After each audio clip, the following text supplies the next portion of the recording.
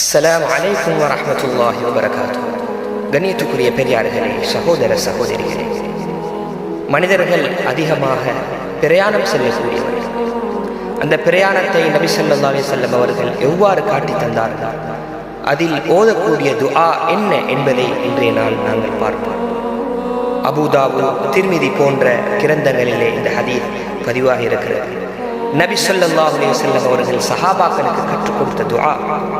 ஒரு மனிதன் வாகனத்திலே ஏறிவிட்டார், பிஸ்மில்லாஹ் அல்ஹம்துலில்லாஹ் சுப்ஹானல்லதி சஹ்ஹர லனா ஹாதா வமா குன்னா லஹு முக்ரினீன் வ இன்னா இலா ரப்பினா லமுன்கலிபூன்.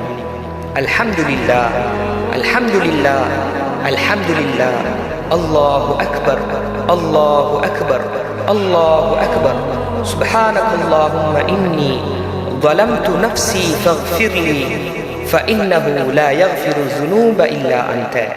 இந்த துஆவை ஓதிவிட்டு ஒரு மனிதன் பிரயாணம் செல்வானேயானால் நிச்சயமாக அவருடைய பிரயாணம் பாதுகாப்பாக இருக்கும்.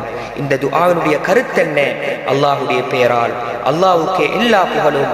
இந்த வாகனத்தை அல்லாஹ்வே எங்களுக்கு வசப்படுத்தி தந்தான். எங்களுக்கு இதிலே சக்தி இருக்கவில்லை. அல்லாஹ்வின் பக்கமே நாங்கள் மீளக்கூடியவர்கள். அல்லாஹ்வுக்கே எல்லா புகழும்.